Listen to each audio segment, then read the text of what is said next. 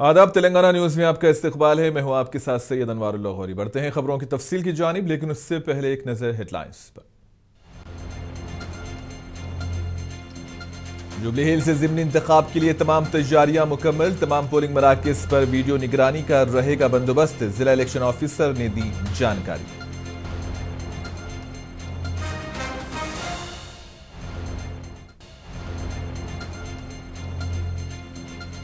तेलंगाना की तरक्की का सहरा कांग्रेस के सर। वजीर आला रेवंत रेड्डी का दावा। मीट दी प्रेस में मुख्तलिफ उमूर पर की बात।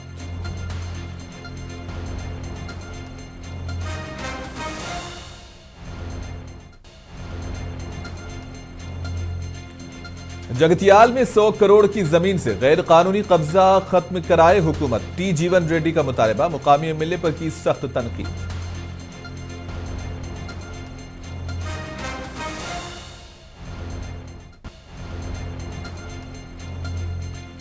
हैदराबाद में साइबर फ्रॉड्स में इजाफा। शहरी रहे होशियार। पुलिस कमिश्नर वीसी सजनार ने दिया मशवरा।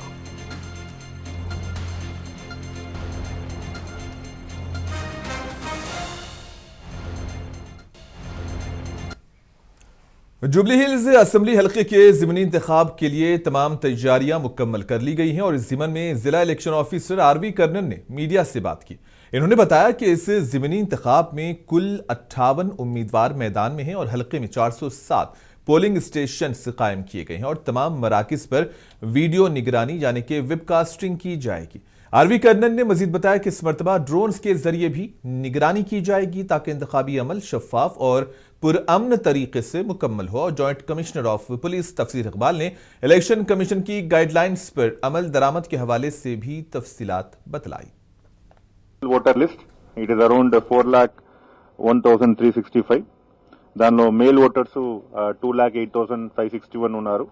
ఫీమేల్ ఓటర్స్ 1,92,779 ఉన్నారు. సో క్యాండిడేట్స్ మీకు అందరికి తెలుసు total 58+1 59 candidates in race and రేపులోంచి polling party our distribution centre and reception centre is Kotla Vijayabhaskar indoor stadium at Yousufguda. అక్కడ నుంచి రేపు పోలింగ్ పార్టీస్ వారు పోలింగ్ స్టేషన్ వెళ్ళడం జరుగుతుంది. రేపు నైట్ రేపు పూర్తిగా వారు అక్కడ స్టే చేయడం జరుగుతుంది. ఎల్లుండి మార్నింగ్ నుంచి the entire polling starts. So దానికోసం అన్ని ఏర్పాటు చేయడం జరిగింది.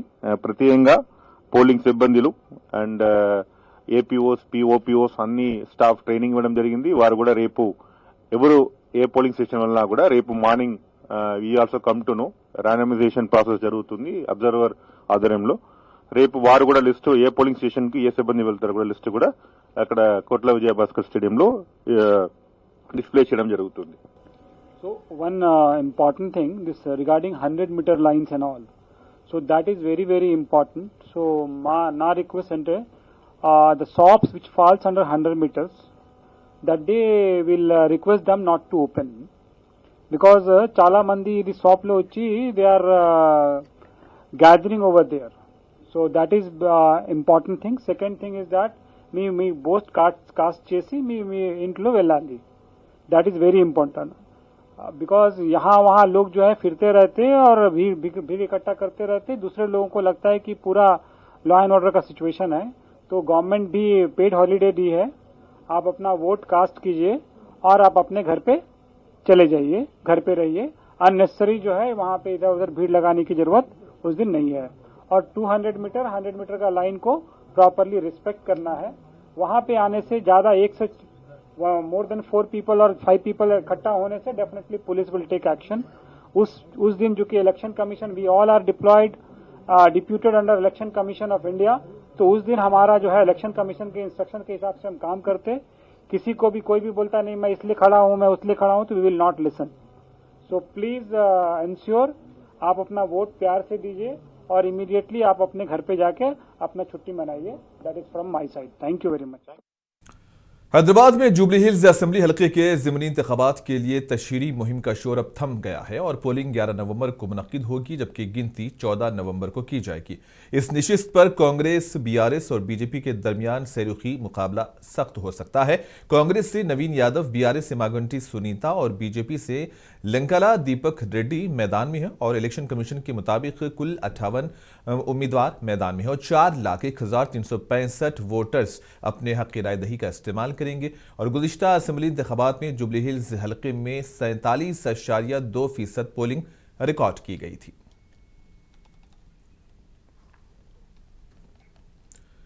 वजीर आला रेवंत रेड्डी ने इस बात का यकीन जाहिर किया है कि रियासत में कांग्रेस पार्टी आइंदा 10 बरसों तक बरसरे इख्तिदार रहेगी। इतवार को मीट दी प्रेस से खिताब करते हुए रेवंत रेड्डी ने मजीद कहा कि अगले आम इंतखाबात जून 2029 में होंगे और वो भी वन नेशन वन इलेक्शन की तर्ज पर चुनाव मुनक्किद किए जाएंगे। वजीर आला ने यह भी दावा किया कि कांग्रेस हुकूमत की तरक्याती और फलाही पॉलिसियों पर अवाम का भरपूर एतमाद बरकरार है। ఇప్పటికి డిసెంబర్ వస్తే 2 ఏళ్ళు అయింది, ఆ తర్వాత 3 ఏళ్ళు ఉంది। సంవత్సరానికి ఎన్ని రోజులు ఉంటాయి? 365 రోజులు అయితే ఉంటాయి కదా మన లెక్క ప్రకారం। ఒకవేళ కేటీఆర్ క్యాలెండర్ ఎట్లుందో నాకు తెలియదు, కానీ ఈ లెక్క ప్రకారం 1000 రోజుల పైనే అవుతుంది కదా। ఆయన 500 రోజులు అంటుంటే ఆయన మరి అంటే లెక్కలు ఎట్లేస్తున్నాడో ఏందో నాకు తెలియదు। మరి అమెరికా, ఇండియా ఇటు అటు క్యాలిక్యులేషన్స్ ఇటు అటు చేస్తున్నా, లేకపోతే ఆయన మేల్కతో ఉన్నప్పుడే లెక్కలు పెట్టుకుంటున్నా నాకు తెలియదు। సో 8 సంవత్సరాలు, యూ మార్క్ మై వర్డ్, రేపు జమిలీ ఎలక్షన్స్ వస్తాయి, డిసెంబర్లో ఎన్నికలు రావు, 2028 బదులు 2029 జూన్లో ఎన్నికలు వస్తాయి, 2029 నుంచి మళ్ళీ 5 సంవత్సరాలకు ఎన్నికలు జరుగుతాయి, 2034 జూన్। ఈరోజు నేను చెప్తున్నా నవంబర్ 9, 2025, 2034 జూన్ నెల వరకు కాంగ్రెస్ పార్టీ తెలంగాణలో అధికారం ఉంటుంది। ఇప్పటివరకు నేను చెప్పింది నిజమని నమ్మిన వాళ్ళందరూ దీన్ని అంచనా వేసుకొని ముందుకు వెళ్ళండి। 10 సంవత్సరాలు టీడీపీకి ఇచ్చారు, 10 సంవత్సరాలు కాంగ్రెస్కి ఇచ్చారు, 10 సంవత్సరాలు చంద్రశేఖరరావుకి ఇచ్చారు, 10 సంవత్సరాలు మళ్ళీ ప్రజలు మాకు అధికారాన్ని ఇస్తారు। ఈ 10 సంవత్సరాలలో 100 సంవత్సరాలకు కావాల్సిన అభివృద్ధిని, ప్రణాళికల్ని మేము రచిస్తాం, ముందుకు తీసుకెళ్తాం। 2004 నుంచి 2014 వరకు ఏదైతే అభివృద్ధి జరిగి ఆగిపోయిందో ఆ అభివృద్ధి కొనసాగింపే 2024 నుంచి 2034 एक्सटेंशन ऑफ। और इसी दौरान रेवंत रेड्डी ने कहा कि रियासत को मरकजी हुकूमत से मिलने वाले फंड्स में कांग्रेस हुकूमत के दौर में नुमाया इजाफा हुआ है। और हैदराबाद में मीट दी प्रेस प्रोग्राम से खिताब करते हुए रेवंत रेड्डी ने कहा कि तश्कील तेलंगाना का वादा सोनिया गांधी ने अपने सियासी नुकसान के बावजूद पूरा किया है। इन्होंने कहा कि साल 2004 से साल 2014 तक कांग्रेस के दौरे हुकूमत में रियासत में हकीकी तरक्की हुई है और फलाही प्रोग्राम नाफिज किए गए हैं, जबकि साबिका बीआरएस हुकूमत ने बदनवानी और बदनज़मी से रियासत को पीछे ढकेल दिया है। और आज रियासत में जो तरक्की दिखाई दे रही है वो कांग्रेस की पॉलिसीज और क़ियादत की मरहूने मिन्नत है। మీరు 50 సార్లు కలిసి ఉంటారు దీని పరిష్కారం కోసం ప్రభుత్వంతో, ఒకటొకటి ఒక అడుగు ముందుకు పడుతున్నది। నేను ఢిల్లీకి పోయినప్పుడల్లా లెక్కలేస్తారు ఆరాజ్ పాట వాడినట్టు, 1ఓసారి, 20ఓసారి, 30ఓసారి, 50ఓసారి। ఢిల్లీలో మాకు ఒక 3 ఎకరాలలో ఒక పెద్ద భవనమే ఇచ్చిండ్రు, ముఖ్యమంత్రి ఉండి కేంద్ర ప్రభుత్వంతో చర్చించి సమస్యలు పరిష్కరించుకోమని। నెలకు 2 సార్లు వెళ్తాను నేను స్పష్టంగా చెప్పిన। ఎవ్రీ 15 డేస్కు ఢిల్లీకి వెళ్ళి 2 డేస్ ఉండి కేంద్ర ప్రభుత్వంలో వివిధ శాఖలతో సమన్వయం చేసుకొని రాష్ట్రానికి రావాల్సిన అనుమతులు కానీ నిధులు కానీ తెచ్చుకుంటాం। నేను ఇప్పుడు central sponsored schemes, CSS schemes అంటారు, కేంద్రం రాష్ట్రం కలిపి నిధులను భాగస్వామ్యంతో ఖర్చు పెట్టాను। నేను ఒక ఐఏఎస్ ఆఫీసర్ని, సెక్రటరీ క్యాడర్ ఐఏఎస్ ఆఫీసర్ని దీనికోసం సపరేట్గా పెట్టిన, తెలంగాణ భవన్ రెసిడెంట్ కమిషనర్ని వేరే పెట్టిన, కేవలం గవర్నమెంట్ ఆఫ్ ఇండియా నుంచి రావాల్సిన స్కీమ్లకు సంబంధించిన అనుమతులు నిధులు తెచ్చుకోవడానికి ఇంకొక ఐఏఎస్ ఆఫీసర్ని పెట్టి మొత్తం స్ట్రక్చరే డివిజన్ చేసిన। సో ఇవన్నీ కూడా వీటి ఫలితాలు ఇవ్వడానికి కొంత సమయం పడుతుంది। కేంద్రం కూడా ఇప్పుడే కొంచెం గతంలో ఉన్న ప్రభుత్వ విధానానికి ఇప్పుడున్న ప్రభుత్వ విధానానికి తేడా ఉంది। ప్రతిసారి గవర్నమెంట్ స్కీమ్లా ఫస్ట్ క్వార్టర్ వాళ్ళు ఇచ్చేస్తారు, మనం మ్యాచింగ్ గ్రాంట్ కలిపి ఖర్చు పెట్టి యూటిలైజేషన్ సర్టిఫికేట్ ఇస్తేనే సెకండ్ క్వార్టర్ ఇస్తారు। ఫస్ట్ క్వార్టర్ రాగానే తినేసి ఏ యూసీ ఇయ్యలేదు 10 ఏళ్ళు। ఇప్పుడు వాటన్నిటిని స్ట్రీమ్ లైన్ చేసి ఏ విధంగా కేంద్రం నుంచి 60% వస్తే ఎంబడే 40% అందులో కలిపి మేము పేమెంట్లు రిలీజ్ చేస్తున్నాం। అందుకే కేంద్రం నుంచి వచ్చే నిధులు పెరిగినాయి। రేపు వచ్చే అసెంబ్లీలో మొత్తం ఈ 2 సంవత్సరాలలో ఎన్ని కేంద్రం నుంచి తెచ్చుకున్నాం, ఎన్ని కలిపి చేసినాం, మొత్తం ప్రజలకు వివరాలు చెప్తా। కేంద్రంలో తెలంగాణ నుంచి ఉన్న మంత్రి అడ్డం పడని విషయంలో తెలంగాణలో కూడా అందరు కాదు, ఓన్లీ కిషన్ రెడ్డి గారు ఎందుకో, కేటీఆర్ ఇద్దరు బ్యాడ్ బ్రదర్స్ ఇద్దరు ఎందుకో బ్యాడ్ మైండ్ సెట్లు ఉన్నారు. మిగతా బీజేపీలో ఎవరితో కూడా ఏం పెద్ద సమస్య లేదు. Only these two bad brothers are doing all these bad. Jagtial से खबर है, कांग्रेस के सीनियर लीडर और साबिक वजीर टी जीवन रेड्डी ने हुकूमत के सामने बड़ा मुतालिबा रखा है। इन्होंने कहा कि जगतियाल शहर के बीचों बीच गैर कानूनी तौर पर कब्जे किए गए 100 करोड़ रुपए मालियत की जमीन को फौरी तौर पर वापस लिया जाए। मीडिया से गुफ्तगू में जीवन रेड्डी ने कहा कि अगर ये मामला किसी आम शहरी से मुतालिक होता तो अब तक तामीरात गिरा दी जाती। इन्होंने मुकामी MLA पर तनकीद करते हुए कहा कि उनके बयानात से लगता है कि वो अवाम के साथ हैं या कब्जा माफिया के साथ, ये वाजिह नहीं है।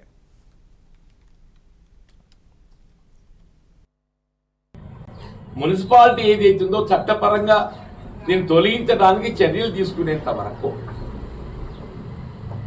లేక వాళ్ళకు ఉన్నటువంటి ఒక పరిధిలో ఏదైతుందో తొలగించేంత వరకు, వాళ్ళకున్న పరిధి తొలగించేంత వరకు నువ్వు కొనసాగచ్చు అని అంటే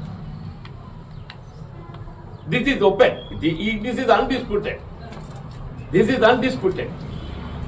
ఇవాళ ఏదైతుందో ఈ వివాదం కొనసాగబట్టి 1964 కి కొనసాగుతుంది. 52లో వారు ల్యాండ్ ఇవ్వబడ్డదని చెప్పి పేర్కొన్నారు. ఆ డాక్యుమెంట్ విశ్వసనీయత అనేది కూడా 75 వరకు తెరపైకి రాలేదు. 70 తర్వాత ఏదైతుందో వీరమల్లయ్య గారు చనిపోయిన తర్వాత వారి వారసులుగా పేర్కొనే వారు ఏదైతుందో తెర మీద తీసుకొచ్చిండ్రు. అందులో కూడా ఇది ఏదైతుందో పెట్రోల్, డీజిల్, కిరోసిన్ అవుట్లెట్ కొరకు మాత్రమే వినియోగించబడే విధంగా పేర్కొన్నారు. అది అదే స్పెసిఫిక్, దాంతో డిస్ప్యూట్ లేదు, వాళ్ళు కూడా డిస్ప్యూట్ చేస్తలేరు. అంటే ఇక్కడ కూడా వాళ్ళకి ఓనర్షిప్ రైట్ ఇచ్చినట్టు, ఓనర్షిప్ అనేది ఏదైతుందో ఏ న్యాయస్థానంలో కూడా వాళ్ళు ధృవీకరించుకునే ప్రయత్నం కూడా చేయలేదు. ఇక్కడ సివిల్ కోర్టుల కేసులు వేసుకున్నారు. ఈయన కూడా they did not go for titles. జగిత్యాల్లో కూడా ఏదైతుందో వాళ్ళు they went for injunction suits, but they did not go for title suit. ఎక్కడ కూడా టైటిల్ అంటే యాజమాన్య. कामारेड्डी बरेदी इंतखाबात के सिलसिले में मजलिस इत्तेहादुल मुस्लिमीन ने अहम ऐलान किया है। पार्टी 15 नशिस्तों पर मुकाबला करेगी। मजलिस के सीनियर कायद नईम हसन ने उर्दू भवन में मुनक़िदा एक प्रेस कॉन्फ्रेंस में इस बात का ऐलान किया। इन्होंने कहा कि आज कामारेड्डी टाउन की नई बॉडी तश्कील दी गई है, जिसका तारुफ जिले मोतमद सईद खान ने कराया और नई बॉडी में उबैद अली टाउन सदर, Mohammad Abdul Samad town secretary, Mohid Hasan joint secretary, Ghulam Mohammad नायब मोतमद, मोहम्मद यूसुफ नायब मोतमद, सैयद जमील मोतमद और मोहम्मद शब्बीर खाजिन के तौर पर शामिल हैं। नईम हसन ने कहा कि मजलिस रियासत में मुस्लिम मसाइल के हल, तालीम के फ़रोग और सियासी तौर पर अवाम को मजबूत बनाने के लिए सरगर्म है। आज कामारेड्डी जिले में एक प्रेस कॉन्फ्रेंस रखा गया, जिसकी वजह यह है कि कामारेड्डी की जो डिस्ट्रिक्ट की बॉडी और टाउन बॉडी बनाई गई, और हम सदर मोहतरम आली जनाब बारिशा सदुद्दीन अवैसी साहब का शुक्रगुजार है और अकबरुद्दीन अवैसी साहब का शुक्रगुजार है, जिन्होंने भरोसा करके हमको जो है ना ये पोस्ट दिए है। और हम इंशाल्लाह जितना हमसे होगा हम ज़रूर इंशाल्लाह जो है ना मस्जिद इत्तेहादुल मुस्लिमीन जमात को कामयाब करेंगे और सदर मोहतरम के भरोसे पर इंशाल्लाह ज़रूर रखेंगे। कामारेड्डी जिले की बॉडी के जो सदर है आली जनाब आने हमारे शेर सरपरस्त सीनियर कायद मजलिस इत्तेहादुल मुस्लिमीन के एक सदर और हमारे सरपरस्त नईम हसन साहब के ज़ेर निगरानी में ये प्रेस कॉन्फ्रेंस हो रहा, और हम भी इंशाल्लाह आपकी ज़ेर निगरानी में काम करेंगे। सदर साहब, आपका ताउन हमको बहुत ज़रूरी है, आप हमारे बड़े हैं, आपका साथ मिलना ज़रूरी है, लिहाजा ज़रूर रहेंगे इंशाल्लाह, आपको उम्मीद है। और मैं आपके ज़ेर निगरानी में एक प्रेस कॉन्फ्रेंस दे रहा हूँ, और इसमें जो है डिस्ट्रिक्ट की जो बॉडी जो तश्कील बनाई गई है, डिस्ट्रिक्ट के सदर असदुद्दीन अवैसी साहब ने ये लेटर पैड दिए डिस्ट्रिक्ट बॉडी का, जिसमें सदर और जनरल सेक्रेटरी सईद खान साहब को और जॉइंट सेक्रेटरी अब्दुल रज़ाक साहब को और जॉइंट सेक्रेटरी राशिद खान साहब को और इसमें जो ट्रेजरर है शेख अनवर हुसैन साहब को। ये कामारेड्डी जिले की बॉडी है, डिस्ट्रिक्ट बॉडी है। तेलंगाना जागृति की सदर कविता ने वरंगल प्रेस क्लब में मीडिया से बात की। उन्होंने कहा कि वो सियासत जरूर करेंगी, लेकिन फिलहाल उनकी तवज्जो अवामी मसाइल पर मरकूज है। कविता ने कहा कि बरसरे इख्तिदार पार्टी हो या फिर अपोजिशन, दोनों अवाम के लिए काम नहीं कर रहे हैं, इसलिए जागृति हुकूमत से सवाल करने का काम कर रही है। इन्होंने इल्जाम लगाया कि वरंगल सुपर स्पेशलिटी अस्पताल के तामीराती अखराजात 1100 करोड़ से बढ़ाकर 1700 करोड़ रुपये कर दिए गए और एक फर्जी कंपनी को ठेका दिया गया जो उनके मुताबिक हरीश राव से वाबस्ता है। कविता ने कहा कि उन्हें बीआरएस से शर्मनाक अंदाज में निकाल दिया गया, हत्ता के शोकाज नोटिस तक नहीं दिया गया। इन्होंने वाज़ेह किया कि अब उनका बीआरएस से कोई सियासी ताल्लुक नहीं है। రాష్ట్ర వ్యాప్తంగా 33 జిల్లాలో జిల్లాకు 2 రోజుల చొప్పున పర్యటన చేస్తూ ఉన్నాం। ఈ పర్యటనలో ప్రధాన అంశం ప్రజల సమస్యలను తెలుసుకోవడం, వాటిని ప్రభుత్వం యొక్క దృష్టికి తీసుకురావడం, తద్వారా తక్షణం పరిష్కారమయ్యేటటువంటి సమస్యలకు పరిష్కార మార్గాలు వెతకడం, దీర్ఘకాలిక సమస్యలకు ప్రణాళికలు సిద్ధం చేసే విధంగా ప్రభుత్వం మీద ఒత్తిడి పెంచడం, ఇట్లాంటి కార్యక్రమాన్ని తీసుకొని ముందుకు వెళ్తా ఉన్నాం। ఈ క్రమంలో ఇది 5వ పర్యటన మాది। 5వ జిల్లా హన్మకొండ, వరంగల్ రెండు కూడా కలిపి పెట్టుకోవడం జరిగింది। హన్మకొండ అన్న వరంగల్ అన్న కూడా మనందరికీ తెలుసు, తెలంగాణ ఉద్యమ సందర్భంగా మరి ఒక జ్యోతిలాగా వెలిగినటువంటి ప్రొఫెసర్ జయశంకర్ గారి జిల్లా ఇది। మాకు వరంగల్ అనగానే ప్రొఫెసర్ జయశంకర్ గారు గుర్తొస్తారు। మరి అటువంటి ప్రొఫెసర్ జయశంకర్ గారు తెలంగాణ జాగృతికి మార్గదర్శనంగా నిలిచినటువంటి వ్యక్తి। ఈ సమస్య చూపించి ఈ సమస్య ఇట్లా ఉంది, ఎందుకు దీన్ని పరిష్కారం చేస్తలేరని చెప్పి కేంద్ర రాష్ట్ర ప్రభుత్వాలను అడిగేటోడు ఒకడు ఉండాలి। ఆ అడిగే పనే ఇవాళ తెలంగాణ జాగృతి చేస్తున్నది, అడగడానికే వస్తున్నాం తప్పితే ఇంకొకటి లేదు। మరి ఏమక్క మీరు బీఆర్ఎస్లో ఉన్నప్పుడు ఎందుకు రాలే? ఎందుకంటే బీఆర్ఎస్ పార్టీలో ఉన్నప్పుడు నన్ను కట్టేసిరు, ప్రోటోకాల్ అనేటటువంటి ఒక కనిపించని తాడుతోని కట్టేసిరు। चीफ मिनिस्टर रेवंत रेड्डी ने ऐलान किया है कि कोटी दीपोत्सवम को अगले साल से तेलंगाना के सरकारी त्यौहार के तौर पर मनाया जाएगा। एनटीआर स्टेडियम में एक निजी टीवी के ज़ेरे एहतमाम मुनक्किदा कोटी तकरीब में सीएम रेवंत अपनी अहलिया के साथ शरीक हुए। वज़ीर आला ने कहा कि यह प्रोग्राम कौमी सतह पे शनाख्त का मुस्तहक है। इन्होंने कहा कि वो वज़ीर आज़म नरेंद्र मोदी को खत लिखकर इस त्यौहार को कौमी जश्न के तौर पर तस्लीम करने की दरख्वास्त करेंगे। तकरीब में वैद पंडितों ने वज़ीर आला का इस्तकबाल किया, जहां हिंदू मजहबी रसूम बड़ी धूमधाम से मुनक्किद की गई।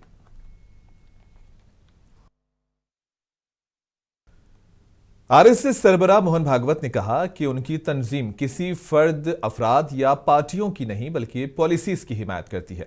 इन्होंने कहा कि हम राम मंदिर की तामीर के हामी थे और इसीलिए बीजेपी का साथ दिया। अगर कांग्रेस राम मंदिर बनाती तो हम उनकी भी हिमायत करते। मोहन भागवत के इस बयान को सियासी हलकों में अहम करार दिया जा रहा है क्योंकि उन्होंने वाज़ेह किया कि संघ की तरजीह नजरिया है। We do not support any political party. We do not participate in vote politics, current politics, election politics, etc. Sangha is work of uniting the society. And politics by nature is divisive. So we keep out of politics. We support policies. And especially now that we are a force, we will exert our force to support the right policy. Not individual, not a party, but policy. Bengaluru में मुनक्किदा के programme में RSS chief ने अपनी बात रखी। मोहन भागवत का यह कहना है कि सबका साथ सबका विकास एक सियासी नारा है और इसका संघ से कोई बराह रास्त ताल्लुक नहीं है। इन्होंने कहा कि आरएसएस का मकसद पूरे समाज को मुनज़्ज़म करना है। मुखालिफिन भी मुस्तकबिल के मुमकिना स्वयं सेवक हैं। भागवत के मुताबिक संघ अपना काम खुद करता है। There is no question of alignment. Political party and its slogan is the question of that party. We are doing our work. And yes, that I don't think that alignment is due to party and Sangha, but there are swayamsevaks in that party. They think like Sangha. Sangha wants to organize entire society without keeping anybody out. Even today's opponents, they are our potential swayamsevaks of future. That is how we look at it. एक सवाल पर मोहन भागवत ने कहा कि संघ में ब्राह्मण, मुसलमान या ईसाई के तौर पर कोई शामिल नहीं होता, सिर्फ हिंदू के तौर पर आना होता है। उनका कहना था कि आरएसएस में आने वालों की शनाख्त भारत माता के सपूत के बतौर की जाती है, ना कि किसी मजहब या जात की बुनियाद पर। No Brahmin is allowed in Sangh. No other caste is allowed in Sangha. No Muslim is allowed, no Christian is allowed, no Shaiva, no Shakta. Only Hindu is allowed. So people with different denominations, Muslims, Christians, of any denomination, they can come to Sangha. Keep your separateness out. Your speciality is welcome. But when you come inside Shaka, you come as son of Bharat Mata. Member. Maroof journalist Rana Ayub ने संगीन इल्जाम आयद किया है कि Canada के खालिसा gang की जानिब से उन्हें और उनके वालिद को जान से मारने की धमकियां दी गई हैं। राना अयूब के मुताबिक धमकी देने वाले शख्स ने खुद को हैरी शूटर कनाडा के नाम से मुतारिफ करा है और उसकी डीपी पर गैंगस्टर लॉरेंस बिश्नोई की तस्वीर लगी हुई थी। इन्होंने बताया कि धमकी में यह कहा गया है कि अगर वो इंदिरा गांधी के कातिलों की तारीफ पर मबनी एक मजमून किसी बैनुल-अक़वामी अखबार में लिखें, वरना उन्हें और उनके वालिद को जान से मार दिया जाएगा। I think at least the police can register an FIR to begin with, start investigating, tell me what the process is, give me a copy of the NC to begin with, give me, investigate that matter, come here, ask me what has been happening, take action on the FIR that I've registered earlier, tell me what is happening with that FIR, because and of course give me police protection for a few days. I mean, this is a housing society.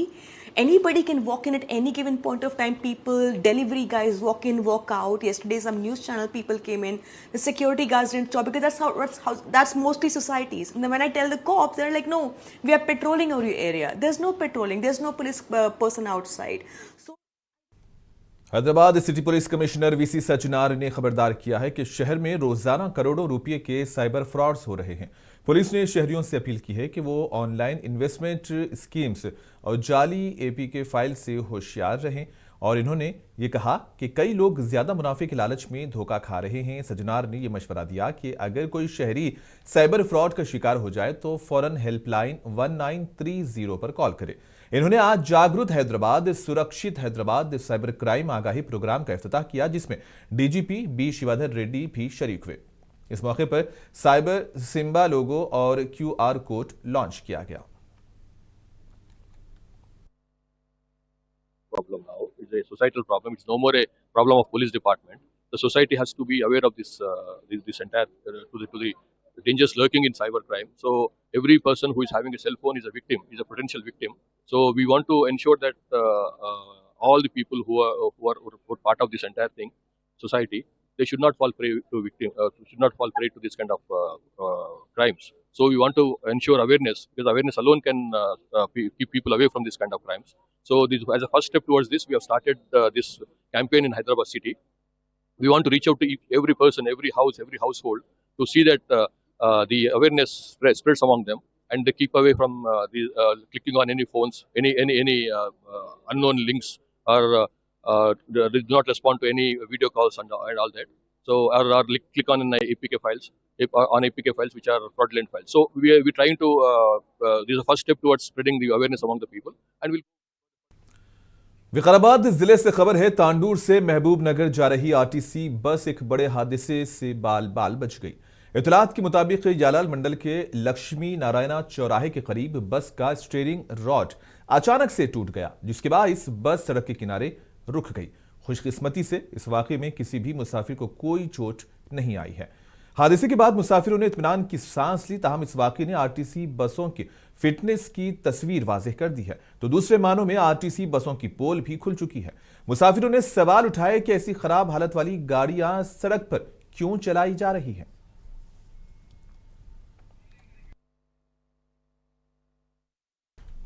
और इसी के साथ ही खबरों का सिलसिला यहीं पर इख्तिताम पजीर होता है। दीजिए इजाजत, आदाब।